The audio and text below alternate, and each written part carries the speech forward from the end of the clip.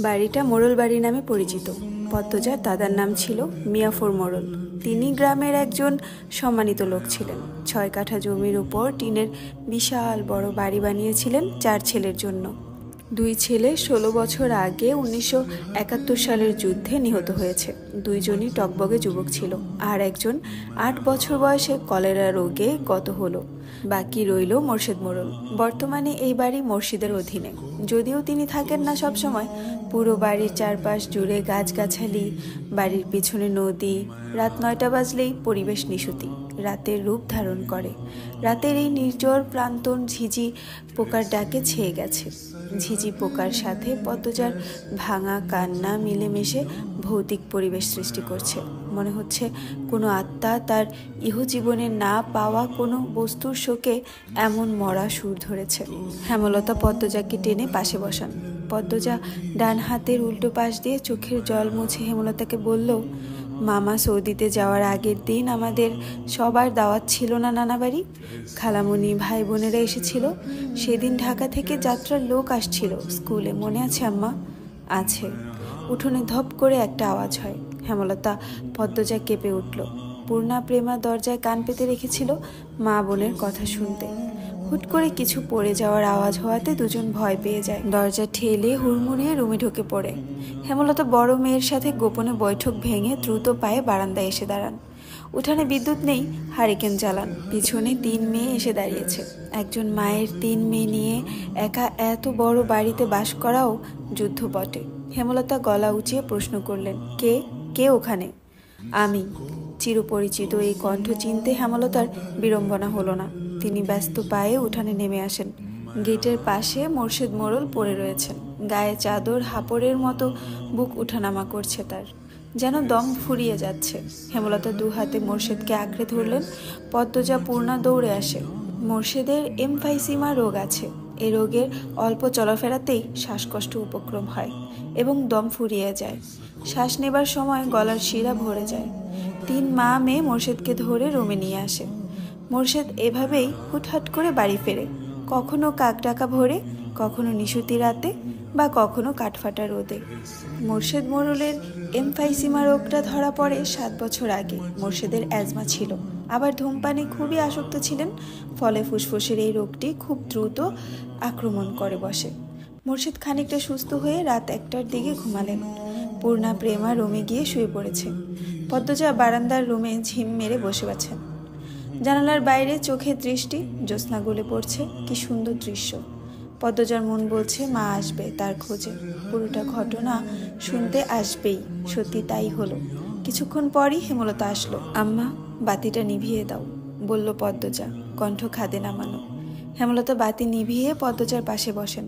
পদ্মজা তৈরি ছিল, তবুও অপ্রস্তুত হয়ে পড়ে। খুব অস্বস্তি হচ্ছে, সে গোপনে দীর্ঘশ্বাস ছাড়ল। পদ্মজা তখন 4র্থ শ্রেণীর ছাত্রী, বয়স ছিল 10। খুব কম বয়সেই তাকে স্কুলে পাঠানো শুরু করেন হেমলতা। সেদিন নানা বাড়িতে সবার দাওয়াত পড়ে। হানিফ চলে যাবে সৌদিতে, তাই এত আয়োজন। পরিবারের মিলন আসর বসে। স্কুল মাঠেও সেদিন নাচ গান অনুষ্ঠিত হয়। বাড়ির সবাই সেখানেই চলে যায়। বাড়িতে থাকে শুধু পদ্মজা, পদ্মজার বৃদ্ধ নানা আর হানিফ। পদ্মজা ঘুমেছিল, তাই বাকিদের সাথে যেতে পারেনি। যখন ঘুম ভাঙে আবিষ্কার করলো বাড়িতে কেউ নেই। মোর্শেদ হঠাৎ করে অসুস্থ হওয়াতে হেমলতা বাপের বাড়িতে উপস্থিত ছিল না। পদ্ম নাকি? পদ্মজা বাড়ি থেকে বের হওয়ার উপক্রম হতেই কানে আসে হানিফের ডাক। পদ্মজা মিষ্টি করে হেসে মাথা নাড়ালো। হানিফের লোলুপ দৃষ্টি তখন পদ্মজার সারা শরীর ঘুরে বেড়াচ্ছে। এইটুকু মেয়ের ফর্সা চামড়া, বিকৃত মস্তিষ্কে হানিফকে যেন বড্ড টানে। আয় তো, আমার ঘরে আয়। সহজ সরল শিশুসুলভ পদ্মজা মামার ডাকে সাড়া দিল। সে শুনেছে মামা ভাগ্নে যেখানে, আপদ নেই সেখানে। অথচ সেই দিন সে মামাকে এই ঘোর বিপদ হিসাবে জানল। পদ্মজা রুমে ঢুকতেই হানিফ দরজা লাগিয়ে দিল। পদ্মজার মন কেমন করে ওঠে। হানিফের অদ্ভুত চাহনি আর দরজা লাগানো দেখে হানিফ কুৎসিত অঙ্গভঙ্গি প্রদর্শন করতে থাকে। পদ্মজার দেখতে খুব খারাপ লাগছে, ভয়ও করছে। এদিকে আয় তো, তোর লগে গল্প করি। হানিফ বিছানায় বসে পদ্মজাকে ডাকে। পদ্মজা কাছে যেতে সংকোচ বোধ করে। হানিফ পদ্মজার ডান হাত ধরে টেনে কোলে বসায়। তুই জানোস তুই যে সবার থাইক্কা বেশি সুন্দর? হানিফের প্রশ্ন পদ্মজার কানে ঢুকেনি। সে মোচড়াতে থাকে হানিফের কোল থেকে নামার জন্য। আপত্তিকর স্পর্শগুলো পদ্মজার খুব খারাপ লাগছে, কাঁদতে ইচ্ছে হচ্ছে। মোসরাস ক্যান রে সেরি, শান্তি মতো বইয়া থাক, মামা মেলা থেকে সাজনের জিনিস কিনা দিমু। হানিফের শক্ত করে দু হাতে ধরে রেখেছে পদ্মজাকে। পদ্মজা কিছুতেই নামতে পারছে না। মামা আমি চলে যাব, কাঁদো কাঁদো হয়ে বলল পদ্মজা। কই যাবি? মামার ধারে থাক, বলল হানিফ। হানিফের শক্তপোক্ত হাতের স্পর্শগুলো শুধু অস্বস্তি দিচ্ছে না, স্পর্শকাতর জায়গাগুলো ব্যথায় বিষিয়ে উঠছে। পদ্মজা কেঁদে উঠে ভেজা কণ্ঠে বলল, বাড়ি যাব আমি, ব্যথা পাচ্ছি মামা। হানিফ হাতের বাঁধন নরম করে আদুরে গলায় বলল, আচ্ছা আর ব্যথা দিতাম না, কান্দিস না। পদ্মজা চট করে কোল থেকে নেমে পড়ে। হানিফকে তার আজরাইল মনে হচ্ছে। মায়ের কাছে সে আজরাইলের অনেক গল্প শুনেছে। আজরাইল যখন জান নিতে আসবে তখন শরীরে খুব কষ্ট অনুভব হবে। এই মুহূর্তে যেন ঠিক তেমনই অনুভূতি হচ্ছিল। তাহলে তার মামা হানিফই কি আজরাইল? তাই হানিফকে ভীতিকণ্ঠে অনুরোধ করলো, মামা দরজা খুলে দাও। কেন? আমি তোরে যাইতে কইছি?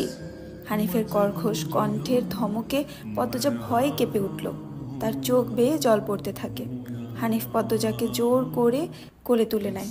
পদ্মজা কাঁদছে, তার খুব ভয় লাগছে, বারবার বলছে, মামা আমি বাড়ি যাব। হানিফের তাতে বিন্দুমাত্র ভ্রুক্ষেপ নেই। বাড়িতে কেউ নেই, বৃদ্ধ সৎ বাবা কানে শুনে না। পদ্মজা হানিফকে কিল ঘুষি দিতে থাকে, সেই সাথে জোরে জোরে কান্না শুরু করে। এভাবে কাঁদলে পাশের বাড়ির যে কেউ চলে আসবে। হানিফের রক্ত টকবক করছে উত্তেজনায়। সে দ্রুত ওড়না দিয়ে পদ্মজার মুখ হাত পা বেঁধে ফেলল। পদ্মজার দু চোখের পানি হানিফের চোখে লাগেনি। হানিফ ভীষণ আনন্দ পাচ্ছে, পৈশাচিক আনন্দ পাচ্ছে। সে সিগারেট জ্বালায়, খুব আনন্দ হলে তার সিগারেট টানতে ইচ্ছে হয়। সিগারেট টানতে গিয়ে মাথায় আসে নিঃশংস ইচ্ছে। নাক মুখ দিয়ে ধোঁয়া উড়িয়ে সিগারেট দুই আঙ্গুলের মাঝে রেখে পদ্মজার বাম পায়ের তালুতে চাপ দিয়ে ধরে রাখে। পদ্মজা হাউমাউ করে কেঁদে উঠল। হেমলতা দু হাতে শক্ত করে মেয়েকে বুকের সাথে জড়িয়ে ধরেন। পদ্মজা কাঁদতে কাঁদতে বলল, আম্মা তখন আমার খুব কষ্ট হচ্ছিল, আমার দমটা বেরিয়ে যাচ্ছে মনে হচ্ছিল, আমি তোমাকে খুব ডাকছি, আম্মা তুমি তো আসোনি। পদ্মজার কথাগুলো হেমলতার বুক রক্তাক্ত করে দেয়। এ যেন 1971 সালের পাকিস্তানিদের নৃশংসতা। নিজের চোখে তিনি দেখছেন পাকিস্তানিদের নিষ্ঠুরতা। হানিফ আর তার দেখা অত্যাচারী পাকিস্তানিদের মধ্যে কোনো তফাৎ নেই। হেমলতা নির্বাক বা ক্রুদ্ধ, শুধু অনুভব হচ্ছে তার বুকে পড়ে আদরের পদ্মজা হাওমাও করে কাঁদছে, সর্বাঙ্গ যেন কাঁপছে। হানিফকে ক্ষত বিক্ষত করে দিতে হাত নিষ্পিস করছে। সেদিন একটুর জন্য পদ্মজা ধর্ষণ হয়নি। বাড়িতে সবাই ফিরে এসেছিল। পদ্মজা পোড়া স্থানের যন্ত্রণা সহ করতে না পেরে অচেতন হয়। বাকিটুকু আর পদ্মজাকে বলতে হয়নি। হেমলতা জানেন পদ্মজার গা কাঁপিয়ে জ্বর আসে। 21 দিন বিছানায় ছিল। ততদিন হানিফ দেশ ছেড়ে চলে যায়। পদ্মজা ভয়ে লজ্জায় ঘটনাটি কাউকে বলেনি। পায়ের পোড়া দাগ দেখে যখন হেমলতা প্রশ্ন করেছিল পা এমনভাবে পড়ল কি করে। হ্যালো, আসসালামু আলাইকুম এভরিওয়ান, আমি জান্নাত রহমান। আপনারা আমার কণ্ঠে শুনছেন আমি পদ্মজা গল্পের 3য় পর্ব। গল্পের লেখিকা ইলমা বেহরোজ আপু, ওনার গল্প বরাবরই খুব সুন্দর হয়। এই গল্পটার রিকোয়েস্ট অনেক ছিল, যার জন্য এই গল্পটা আমাকে ভয়েস দিতে হচ্ছে। আপনাদের যদি আমার ভয়েসে এই গল্পটা ভালো লাগে অবশ্যই শেয়ার করে দিবেন। সবাই ভালো থাকবেন, আল্লাহ হাফেজ।